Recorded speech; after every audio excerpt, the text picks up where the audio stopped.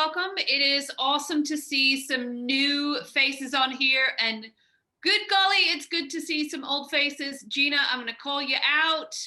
It's been a while, and I am excited to see that you are here, and I'm very curious to find out why. But Okay. for the rest of you folks, so who are the newbies to? Well, let's not say Joanna, because I know some of you have been introduced, but newbies to the world of Joanna and all the craziness. So Kay, welcome, and Julie, welcome. I am very curious. You can actually tell Kelly how you found out about the show, because we always want to know. And for those of you that are coming back, awesome to see you all again. As you know, we always have a lot of shenanigans. For those of you that haven't been before, or just to give some expectations, we are constantly changing things up on this live show, and it's our goal here is to give you bite-sizable mini ideas around how to start owning the future you, because that is the person that we all want to meet, including yourselves.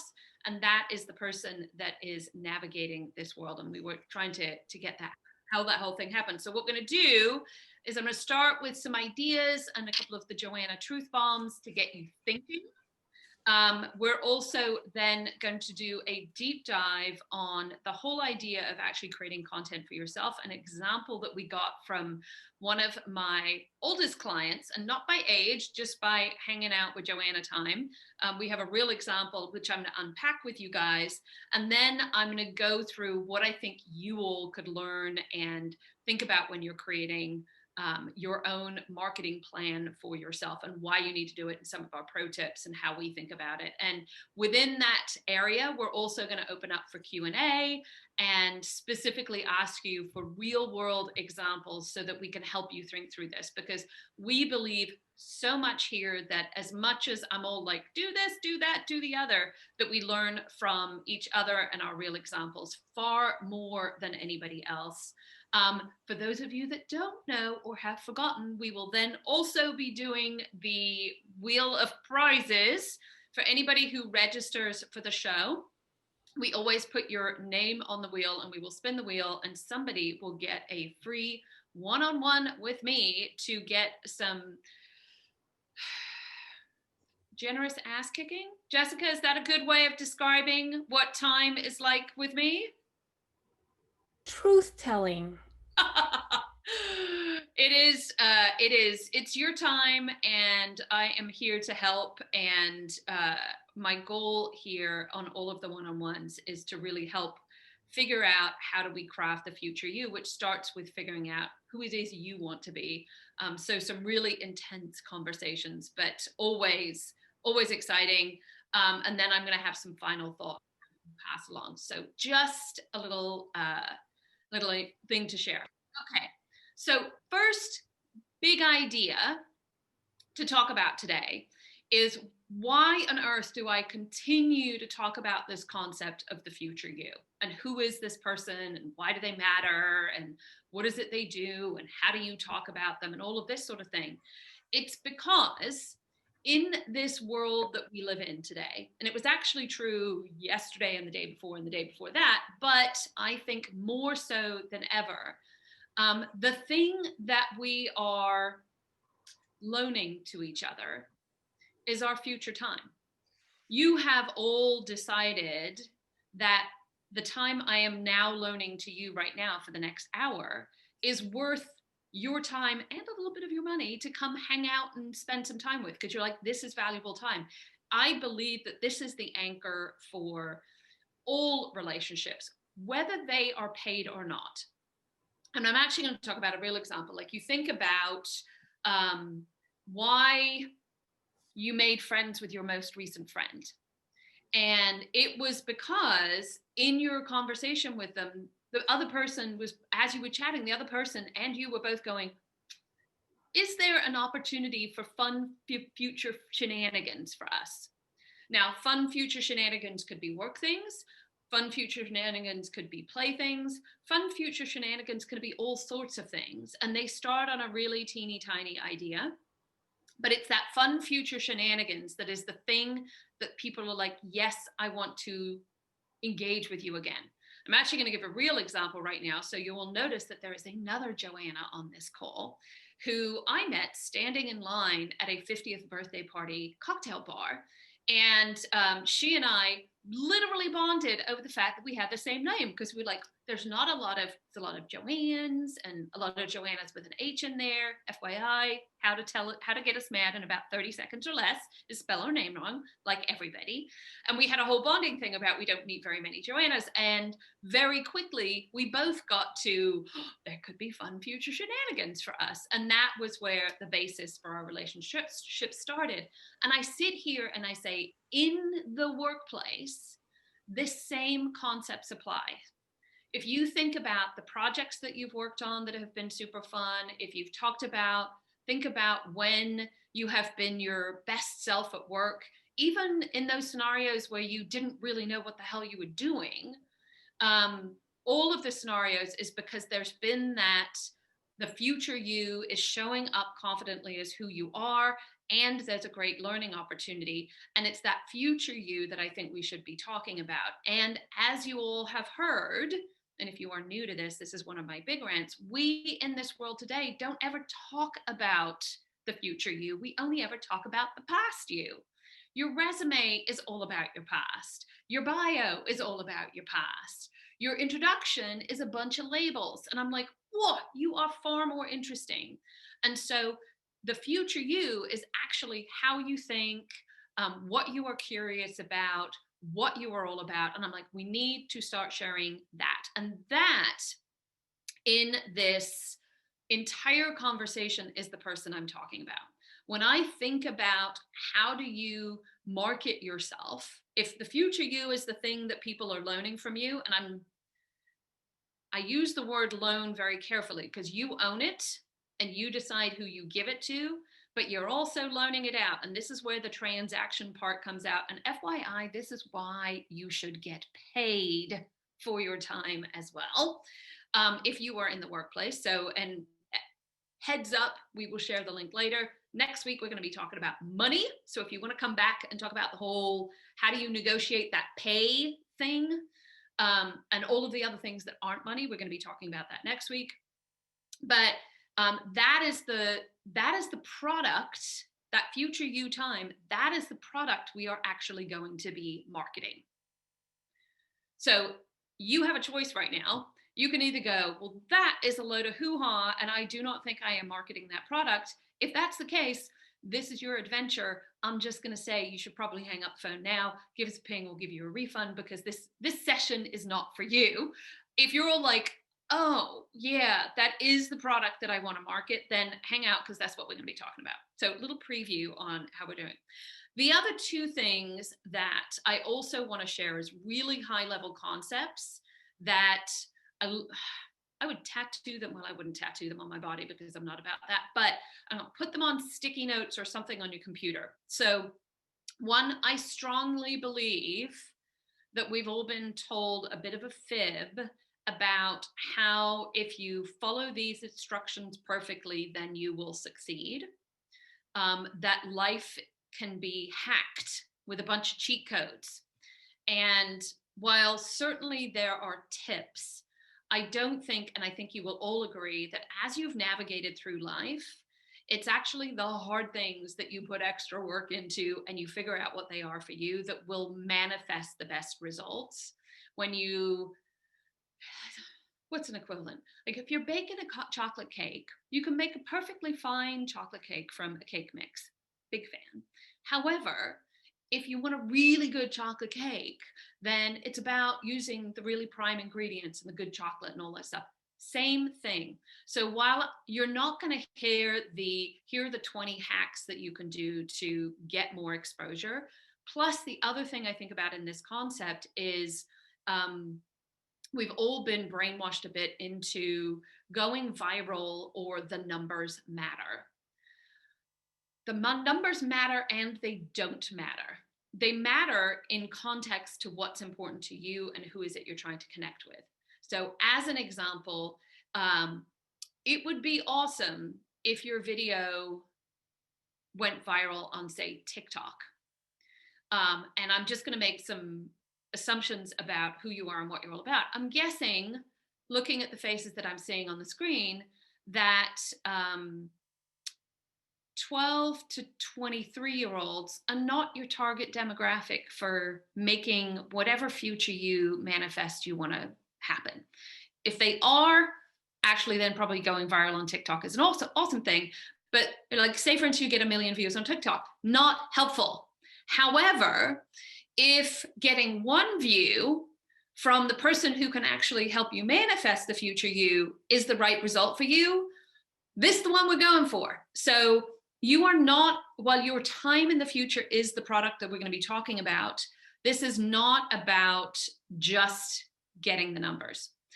There's actually, and I'm going to talk about pricing again, there's a really interesting book, which I will dig up after the show and give to Kelly to put in the follow-up email, where they talk about pricing of products and how when you are creating and pricing and marketing your products, you need to think about the pricing structure of it. Is it a what they call a efficiency-based product? So Amazon absolutely markets to an efficient, it's cheap and it's easy.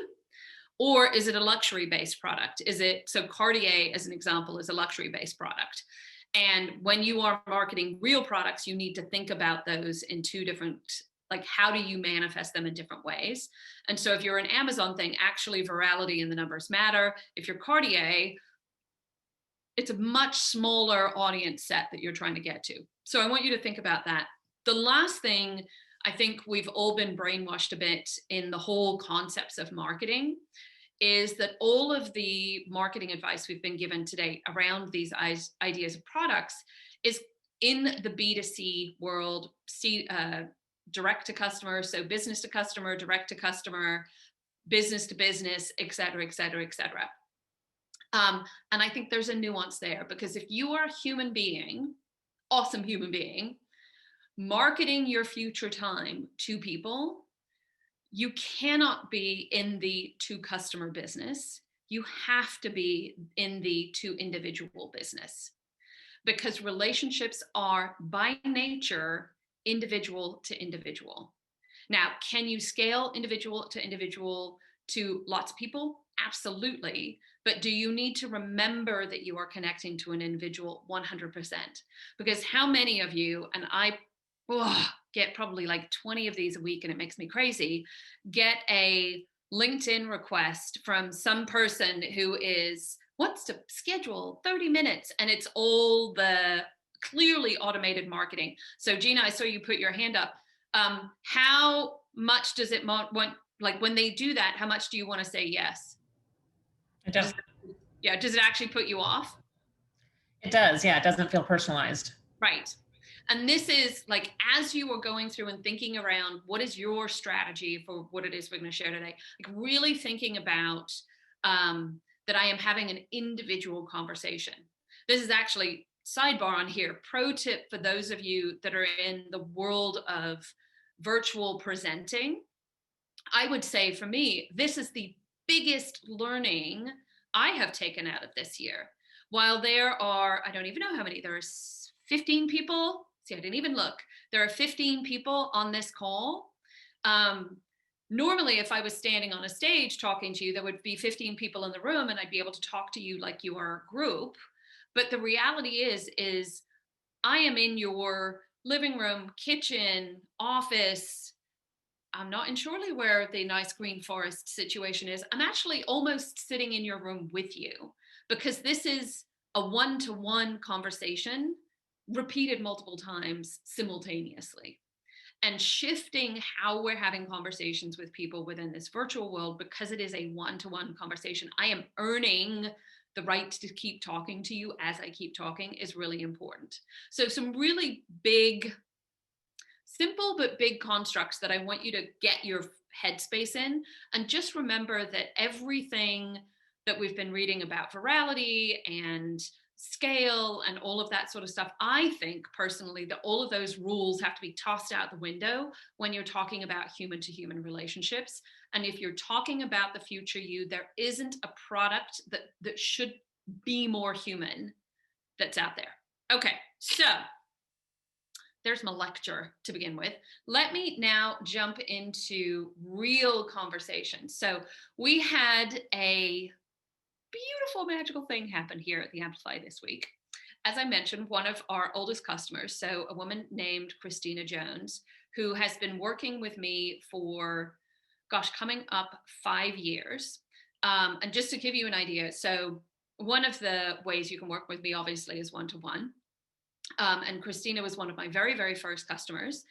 And she came to me because she was very clear around what ball she wanted to go to. And for those of you who haven't heard the Cinderella construct, the fairy godmother does not come in and tell Cinderella she is broken in any way. All the fairy godmother does is says, oh, you want to go to the ball? Let me make it easy for you to get there so that you can choose to dance with the prince or not. And that's the shift that the fairy godmother does and what I did with her. And she had a very specific ball of which that ball came true. She actually got, the prince asked her to marry her in the equivalent. She actually got offered the job. She's getting paid very well. I'm very excited about that. And we actually came back and she was struggling at a point and I said, you need a new ball. And so we've been working on that recently because in our work with her, not only have we been clear with how do we teach people about the future Christina, but also her journey with that and how does she teach people how to think, and that her ball over the last 5 years has evolved and changed. And how do we, so originally it was just teaching people so people could hire her. Then it became, how does she teach her team? Because she had a whole team of, I think, a couple of hundred people that needed to learn how to engage with her as a leader. That continues to happen today, all the way through to now we've actually said, look, it's time for the public to be much more aware of who you are and what you're all about. And last week, there was a collaboration between Thrive Media and Salesforce and it was Forbes magazine, where they asked some really amazing leaders to come and tell a story about themselves. And this is the subsequent video. So I'm going to share this with you as an example of how you can beautifully teach somebody about the future you. And then we're going to unpack it because I think there's some learnings here. So let me share my screen. And I'm going to stop because I didn't click the thing that says share my screen with the audio. There we go. Technical. So this is only 2 minutes. Hang on.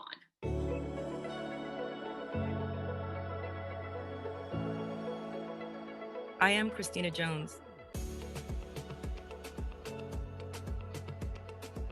I was born in the United States. We moved to Italy. My mother's Jamaican, my father's Italian. That led to me developing a deep love of books. With my parents moving so much around, I didn't have a chance to make deep connections, so I found escape in story world. I'm a storyteller, so I've always had a passion for creating a platform for people to discover and share their stories. My job at Salesforce is to humanize the conversation around technology.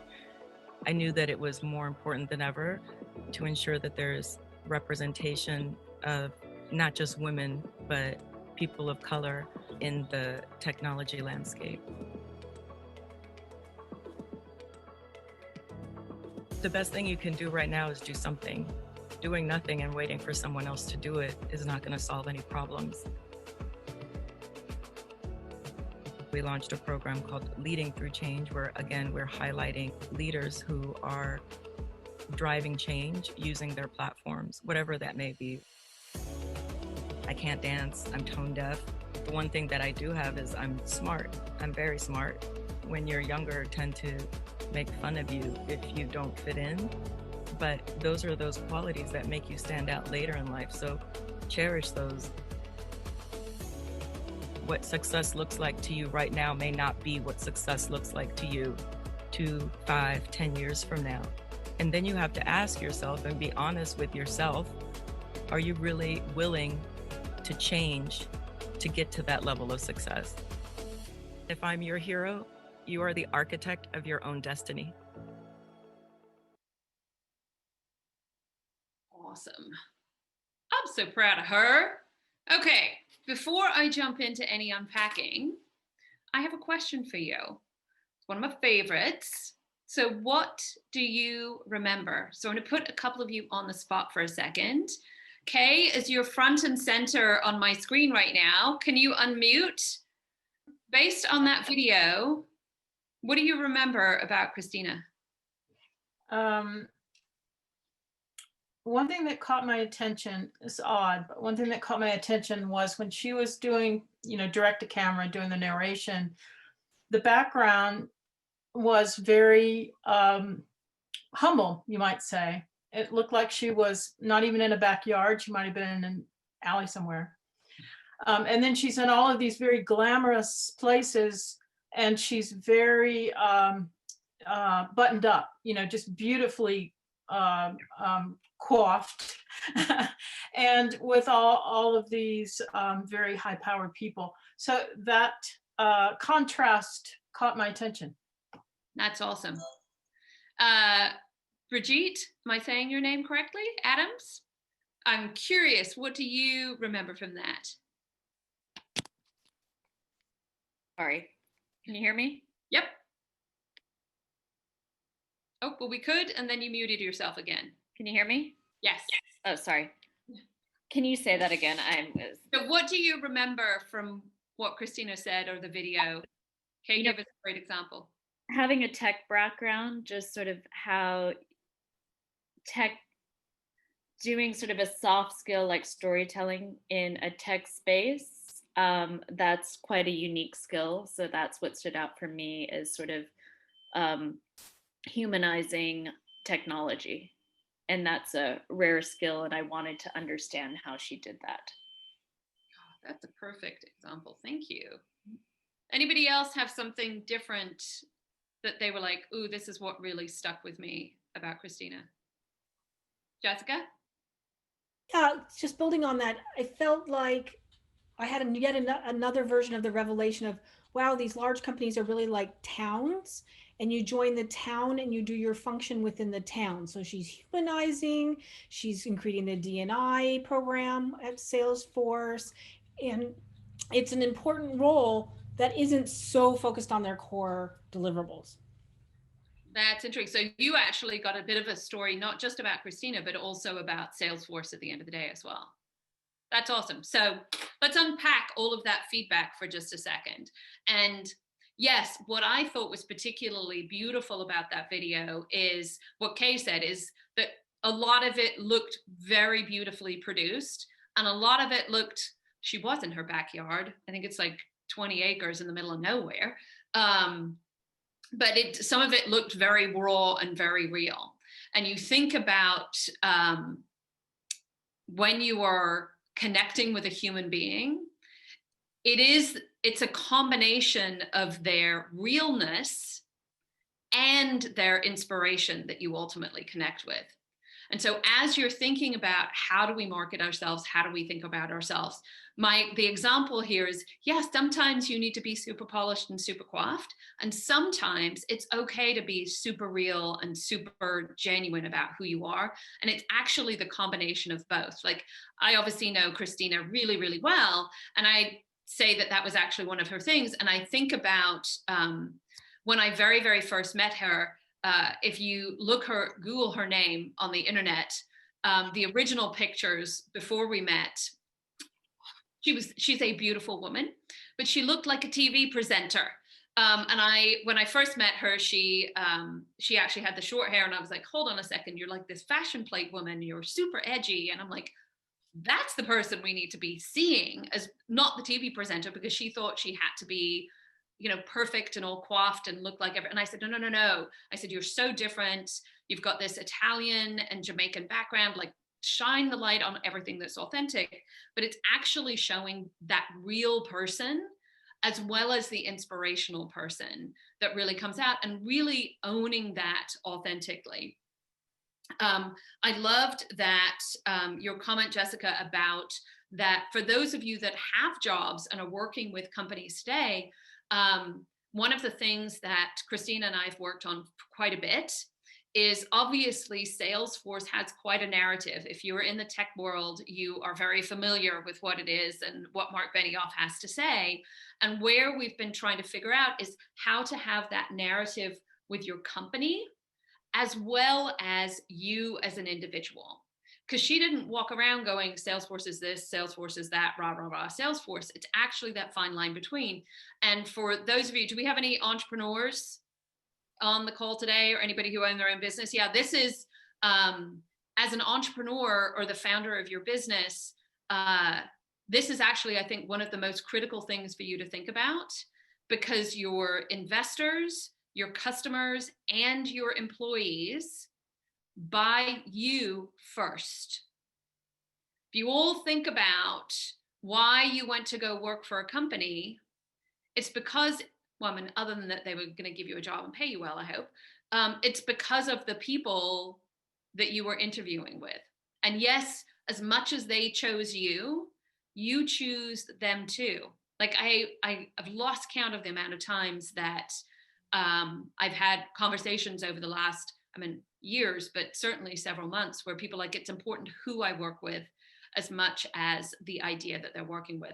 Again, with venture capitalists, I get to talk to lots of them, and every single one of them say it's the person before the idea. So really thinking that as you're talking about your company, and especially for those of you that maybe have a side hustle or something like that, as you're talking about your company, it's just as much you as well.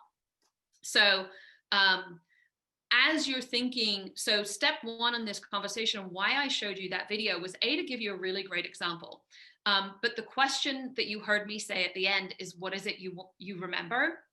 That's the first question I ask anybody when they're trying to create materials for themselves to share with other people. Because when you're sharing materials with other people, you're in essence teaching them who is the future you. And so if you're teaching them who is the future you, what do you want them to remember about you? Because that's, you've all heard the every decision made about you and your opportunities is made in a room you're not in, right?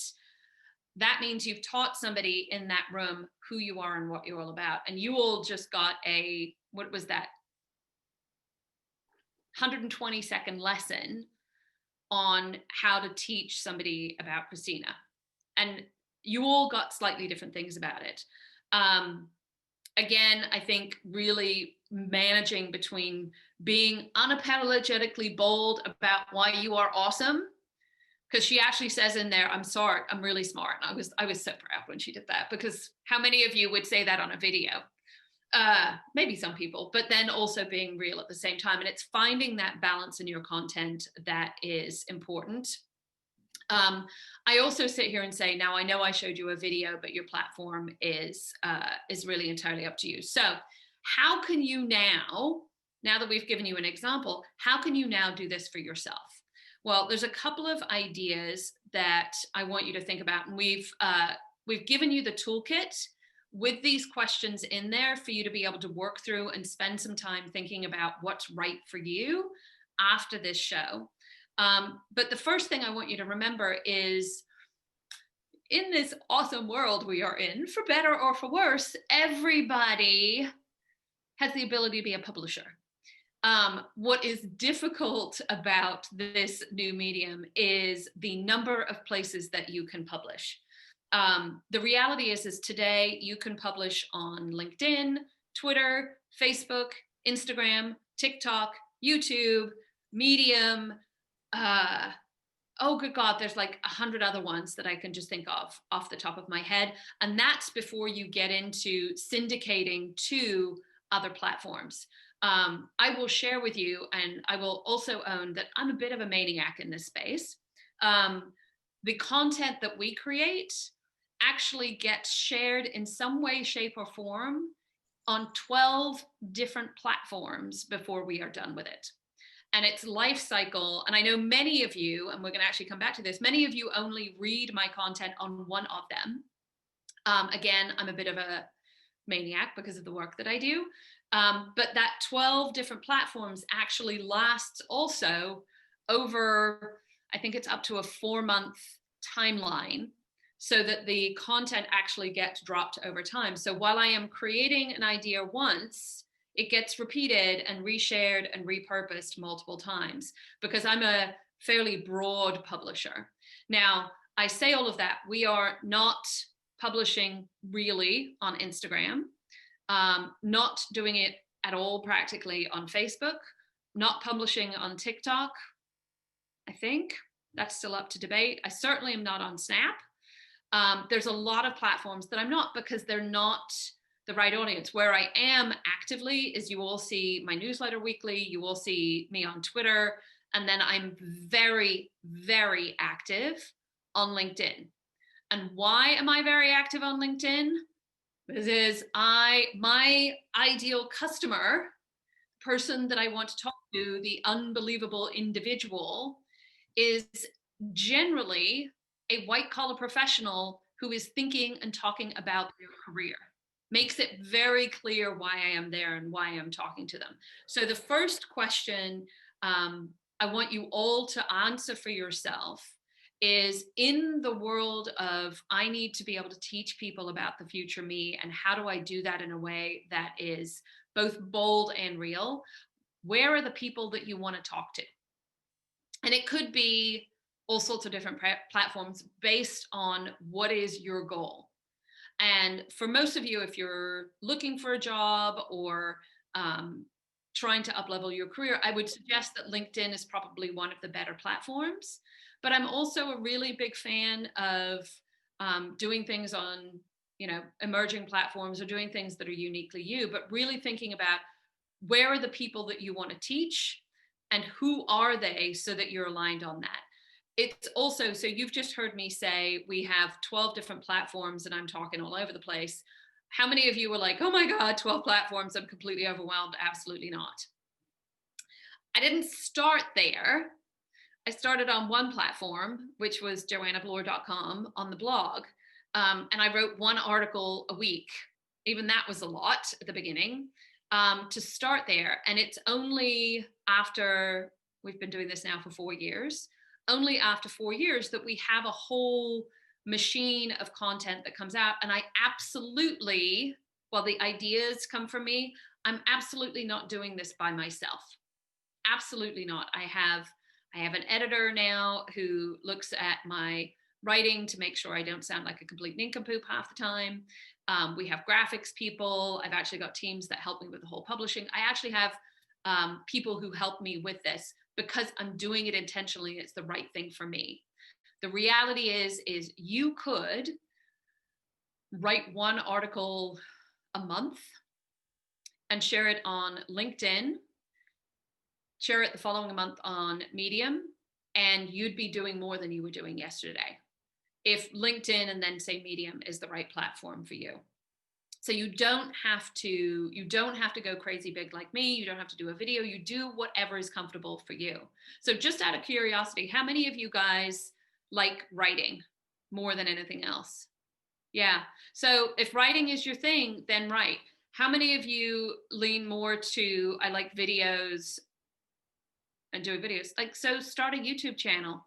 Why not, right? Because you can share your YouTube content out to LinkedIn, no problem. And again, you can cheat like us and put a background on stuff. It's a big win. And if any of you want the template for the black background, send us a note. We're happy to share it with people because FYI, that is not a light. It is a fake. Start a YouTube channel. Anybody interested in starting a podcast? Yeah. Weird fact about podcasts. They're surprisingly hard to pull off. They're a lot harder to do because you have to really think about attention grabbing. Video, because of, they're not hard, but video is a little bit easier, surprisingly, to do than audio. But start a podcast. You all, if you haven't heard, my entire career journey in this part of my professional adventure started before I started writing the JOANNA'S. It started with me saying, I want to learn how to create a podcast, and I am interested in 3D printing. And so I did a podcast about the 3D printing space and people. And we did, I think, 12 episodes. You can still go and listen to them at 3dlila.com. And it was those podcasts that got me the introduction to come and speak at TED, and all sorts of craziness happened there. But it was just an exercise of, I want to learn how to do a podcast, and just started. Because here's the other thing about this publishing world, and I talk to a lot of my clients about this, is they're all like, oh, I can't hit publish because it's putting it out there, and what if it's wrong, or what if I want to change my mind, or what if I want to do all of that sort of stuff. And I go, here's the bad news, is there are, I think it's 1 billion hours of YouTube content uploaded every single day. It is super noisy out there. And so I always sit here and go, yes, it's super noisy and there's a lot of content out there, but if you are creating it for the people that you want to teach, then you are focusing the audience you want to get it to, and beautifully, you can experiment. And I now look back at some of the content that I created early stage on this adventure, and some of it makes me want to kind of put my head in my hands and go, oh my God, no, that's terrible. And a lot of it, I'm like, oh, those were some really good ideas. It is totally fine to start, but I just say pick a platform, pick a format, and then last but not least, pick a frequency that works for you. I'm a huge fan of making it easy for you. The win on all of this, and why this isn't buy ads or you need to create an Instagram page or any of all this sort of stuff, is it starts to build a portfolio of how you think, which then means, say, for instance, you want to get an introduction to somebody who knows you. You can actually drop a link to your article, to your YouTube video, to your podcast in the introduction, so that people can get a preview of who you are and what you're all about. It's almost like you get a preview. Joanna and I would have gotten a preview of ourselves standing in line and the kind of conversations we would have. When recruiters are looking at your LinkedIn profile, they actually get to see your activity and what you're sharing on all this. So really coming back and saying, how do I create something that's uniquely me? Last but not least, on the how-to piece, couple of tools that we use all the time. One of them is Canva, C-A-N-V-A, and I hope Kelly, you're going to be dropping the links into chat for everybody. Canva, big friend of that, makes you look like a graphic artist without having to be a graphic artist. Second of all, big fan of Grammarly. My spelling is atrocious. My grammar is even worse. It has saved myself on a regular basis, although do not subscribe to the emails that they send you about how good at grammar you are, because it makes you feel sad. That is if grammar and spelling are your bad. And then last but not least, Airtable. And this was, and I'm going to share ours with you for just a second. Airtable, well, now it doesn't want to make me share. Hang on a second. Come back. Stop share. Oh, technology. Gotta love it. Escape. There we go. And why I'm sharing this with you is we are obsessive with tracking everything. Now, in your world, can you do this in Google Sheets? Absolutely.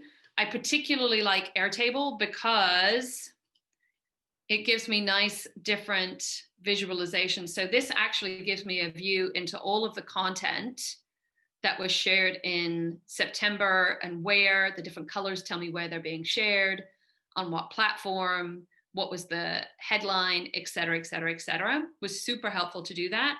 But more importantly, it now means that I, in essence, have my own digital library of all of the articles that I've written, where they are in the process, a link to the content, summary, and then you will also notice, which is particularly clever with Airtable, that it's got all of the images, the tags, what kind of content, are we tagging other people in it, what is the schedule, et cetera, et cetera, et cetera. And then you can see some of the places that we syndicate.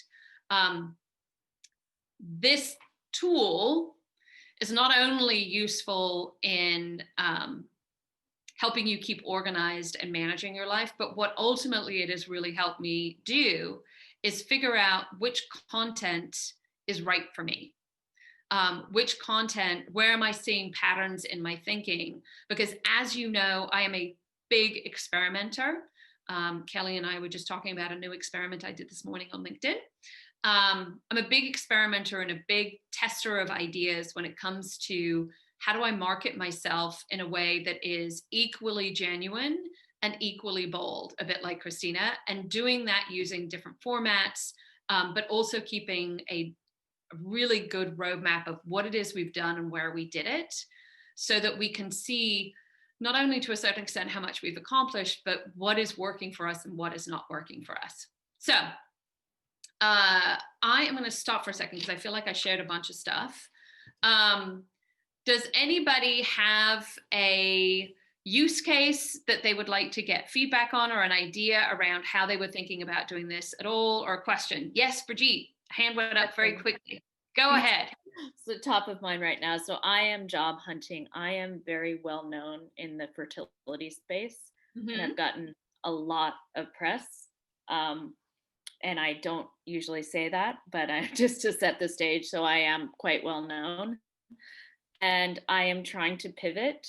I was on the cover of Bloomberg for egg freezing. So I'm like the egg freezing poster child. Thank you. But I don't want to do that anymore. And I am interested in menopause and getting into that area. And I feel like there is a line, and it's the career space I want to get into, but I'm not an expert. But how do I feel like if it's obviously there's a thread, how do I start to move in that space, do content enough that I'll sort of be recognized and hopefully lead to a job? So how do you pivot? I guess, how do you pivot from one space to the next? Yeah, so there's two pieces to this. Within this concept of what is in essence what I'm talking about, which is content marketing, there's layers to this. So one, I think being unapologetic about what you were and that you are shifting to is actually step one for you. You actually need to reteach your network who you are and what it is you're doing. So as an example, like if you would ask Gina what I was known for, 6 years ago? It's been a while now. She would have not talked about wearing sequins and being an aspiring fairy godmother and all of this value stuff. She would have talked about how I was an ad technology executive and how I know more about ad serving than a normal human being should. And actually reteaching her and everybody else in my network who I was and what I was all about was really important. I would actually say for myself, I didn't do a good enough job there. It took me probably really 2 years of consistently saying this is who I am and what I'm all about now, to rebrand, to stop getting calls about what I used to do. And for those of you that are in a pivot, it sometimes does. And I think the challenge for me is I didn't know who it is I wanted to be. I was still exploring who that is, which is why it took so long. What's awesome about your story is you know exactly who it is you want to be. And so I think your first, like, well, what is your medium? Do you like writing? Do you like video? Do you like audio? Writing. But right. I think your first blog post is, why am I shifting from egg freezing to menopause? I'd come up with something jazzier than that. But literally, why are you making the shift? Explain to your audience, write an article, post it on LinkedIn and Medium. Why not, right? Especially and yes, SEO optimization counts, especially if anybody's Googling your name, if you're famous in an industry, you want that article to come up as a search result to actually go, look, this is the newest thing. Because you think about how all of us search for articles and what have you on Google, we're going to look at the date of the most recent article. Yes, SEO can pop some other ones up, but you can actually do that explanation and put that in an article as to why. Now, the other thing I'm going to say to you is, like, I realize in the world of science that being an expert actually means a lot.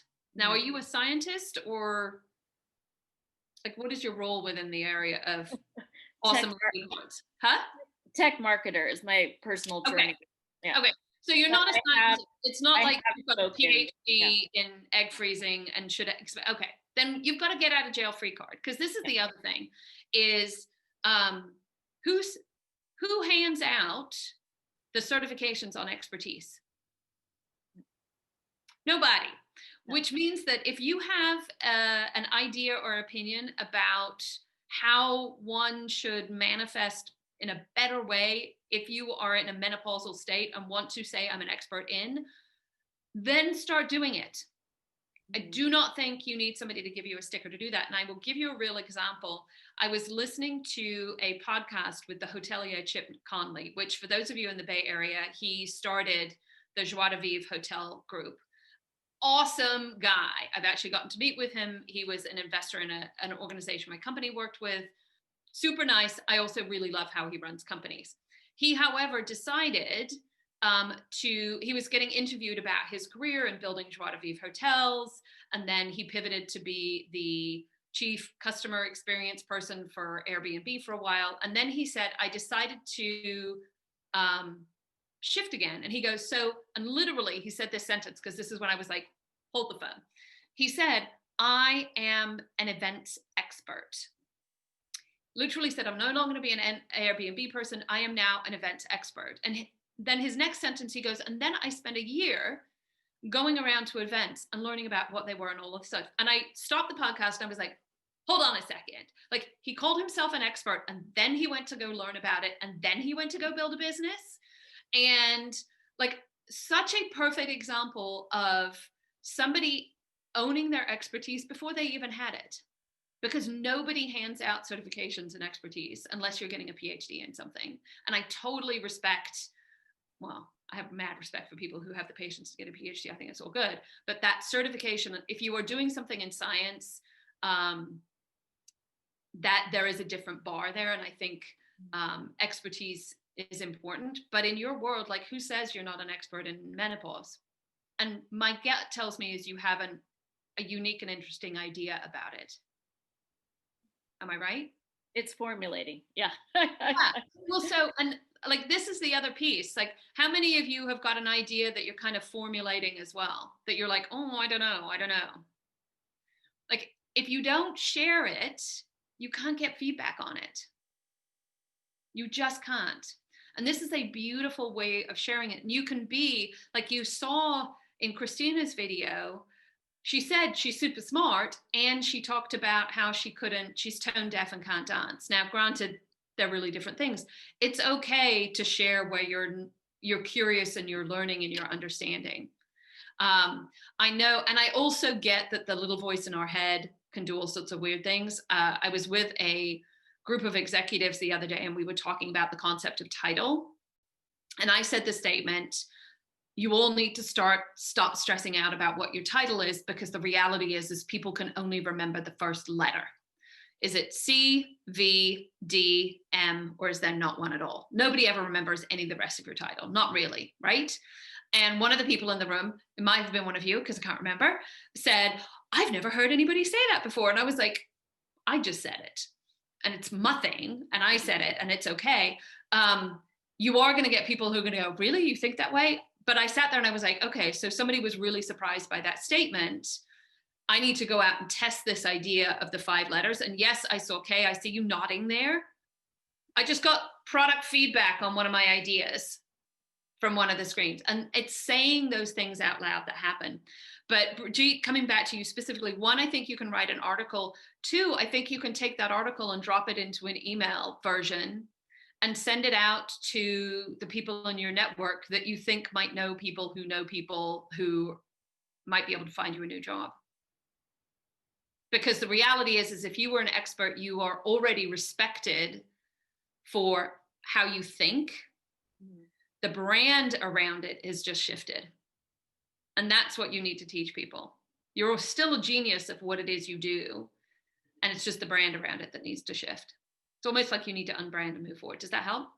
Anybody else have a working idea they want to get some real feedback and conversation around? Real world examples. I do not see hands going up. Well, oh, Kelly, I see a hand waving there in your lovely green forest background. Thank you. So this is a little bit similar to what Bridget was saying. So I have been working in the educational with educational companies for about like the past 5 years. And I'm getting to the point where I'm becoming more curious. Like I'm in that exploratory zone right now. And so I'm not sure how tightly to say like, oh, I have like a background in educational, technology, or, in like educational products, for kids. Right. Specifically. And because I know that is valuable if I was applying to a company who also worked in education or with kids, right? But now my natural interest in the world is growing. Like I want to expand. I don't want to close myself off from like different doors. What would be your suggestion on? Sure. Well, so here's the other beautiful, this is a great example. This is the other beautiful thing that we can all do is there are lots of other people out there thinking and talking about the topic that you might be interested in. Very likely. Mm-hmm. And going out onto Twitter, LinkedIn, whatever platform you think works for you, and finding other people who are writing about that, resharing and commenting. So a like is awesome. It's valid saying, yes, I agree with your idea. A comment is lovely. A share is actually sharing how you think. But going in and like, I don't know, 3 times a week, finding a different article where you're like, this is what I'm interested in, starts to share your ideas using other people's. And it's not, you're actually crediting the original idea back to the author, which I think amplifying other people's ideas is one of the most generous things that you can do. And what that starts to do, again, is create a portfolio for you of ideas and content. And I'll tell you, it was, I'll give you a real example. I got to interview the expert, because there was one, in world expert in 3D printed food, who was a fascinating guy when I did the podcast. It was only because I was sharing stuff on 3D printing and the quantified self and all that. And because of him is how all of the exposure, it's those connections that actually make things happen. And other people who are sharing their ideas, which is the product that you are marketing, it's your ideas, will always be grateful. And it's an easy way to start creating a bit of a portfolio for yourself.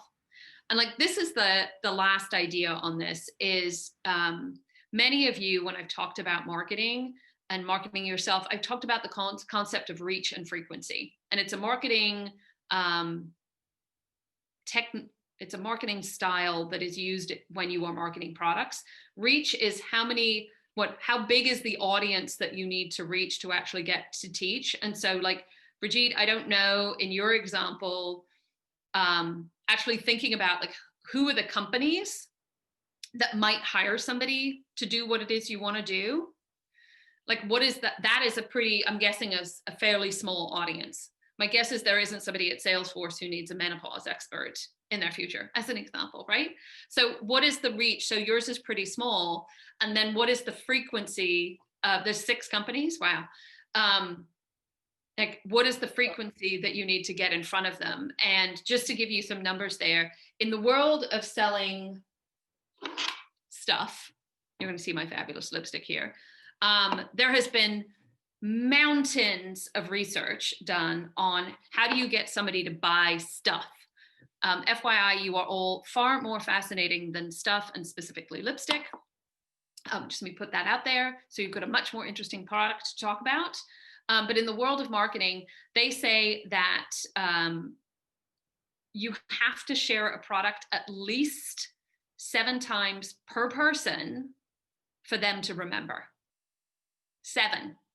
And in the world of digital marketing, they actually think that number is more closer to 18. It's why when you go shopping on a website and see a product, whether it's shoes or lawnmower, it seems to follow you around the internet for days and weeks afterwards.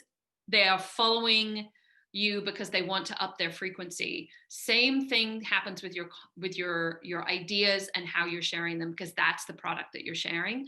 So while start small, start with one and done is never going to be enough. Never going to be enough. You always should say, like, how do I do this? And actually the process of continuing to share your ideas will help you hone your ideas. We'll also give you feedback on what works and what doesn't, what is intriguing, all of those sorts of things. And just remember that as you go through. Kelly, I have completely lost my outline. And so I'm all like, I have no idea what I'm doing next. But I think we are now transitioning into the Wheel of Fabulousness to who's going to win a one-on-one this week. Can you do your thing? Fantastic. Let me share my screen. See if I can find where I put my outline. Wheel of Fortune, share. Here we go. Go. Who's going to be the winner this week? I love that we have lots of names. And Peggy is our winner this week. Huzzah! Okay, so Peggy, I don't think she's actually on the call, which is fine, because FYI, we do share these on the new Joanna Bloor YouTube channel, so you can watch them again and share them with others if you would like to. But registration puts your hat in the ring. We always give away one of these, and I found my outline while she was doing this. So just a reminder, next week, if you want to come back to the show, we are going to be talking about negotiation and how to think about how do you price, because it's not just money, the product of you. Because I know that how many of you are like, ooh, goody, negotiation, my favorite thing to do. Oh, I actually think it's super fun. And I'm going to help you find out how to make it super fun, because it really isn't that hard, because people really do want to say yes to you. You just have to make it easy for them. So we're going to talk about that. Final thoughts on this idea of marketing you. Remember at the beginning, just do something small and experiment and see how it lands and see how it works, because there's tons and tons of content out there, and a little experiment for you is not going to change the world. However, do stuff, because little things do start to change the world, and doing it consistently over time starts to build a portfolio of you. Imagine we just went forward 18 months to post-COVID, and you are starting a new adventure, whether it's at your current company or not. And as part of the interview process, you actually have this portfolio of your genius all written down, or in video form, or in something else. Like, what a beautiful way of introducing people to who you are and what you're all about. I think there's a real opportunity there. Second of all, have a goal, but hold it lightly. Have an idea of who it is that you want to be, but experiment along the way with what works and what doesn't work for you. It is totally fine to stop a thing, and it is totally fine to start a thing. My goal, I will share with you, is when I am 80, I want to be on stages wearing a ball gown with a wand, with sparkles and all of that good sort of stuff. Like, that's absolutely on my vision board for myself. And 80 is a little ways off for me, but everything I am doing today, including the sparkles, is a little tiny step and experiment to do that. This wearing sequins was an experiment around marketing the future me that has worked. And I am considering this the big win for 2020, is I now get to write off costumes on my taxes. Big win. You can too, but figuring out what works for you and experimenting early on is how we got here. And then last but not least, my fairy godmother moment is you don't actually have to do this alone. Finding somebody, I'm going to remind you, like, Cinderella, again, wasn't broken. Cinderella was awesome. You were all, including Bill, Cinderella in my story. You can absolutely, I would love to see the sparkles, Bill. You are all Cinderella trying to get to your individual goal. She had the fairy godmother to go, woo, how do we judge this situation to get you past it? And she gave Cinderella some feedback. Basically, Cinderella said, look, they are not going to let you pass the front gate if you show up in that tatty dress and no fly ride. Let's sort this situation out. Go find other people who can do that for you as well. I certainly can be your fairy godmother, but my guess is you have lots of fairy godmothers out there, also known as sponsors in your professional career, and go share with them your ideas and get their not feedback, but get their response to your ideas and what it is you're sharing. The question, what do you remember, as opposed to what do you think, is a really powerful question. Because when you are asking, what do you, so when you are asking for feedback on what it is you're doing, when you ask somebody, what is it you think, they're probably going to go into validating whether your idea is good or not. And the reality is when you're sharing ideas, you want to know whether they got it first. And so what do you remember tells you whether they landed or not. And then you can get into, do they think it's any good? So those are my pro tips. Please feel free to shoot us questions at hello@the Amplify Lab if you have any. And also feedback about the show. We're going to send some follow-up notes after this today. Please also share with friends and family if you found this useful or a helpful conversation. We are constantly looking at this show as an opportunity to experiment with all of you on what works. Preview tip, December is all free. It is our gift to you for the holidays. So check out the December shows if you want to check those out. We're also really thinking about what to hit the ground running with in January, because I don't know about the rest of you, but I am done with this year running my life. While we've had quite the adventure, we are pushing the envelope, and we're going to be inviting everybody along in a lot of kind of take back 2021 exciting adventures and activities, but all around how do you get to choose your own adventure to build the future you. So do come back. We'd love to see you. Do send us notes. We'd love to hear from you.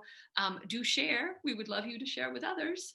Otherwise, it was great seeing you all. Please do come back and have a great weekend. Bye, folks. Ultimately, we're here to help you figure out how to teach other people who the future you is so that you can be you in the future. Because the clearer you are about who you are, what you want, and teach other people why that's awesome, the more likely you get to be you. I know, it's a bit of a circle. I'm Joanna, your potentialist and fairy godmother, and I wish you the very best. Thanks for coming.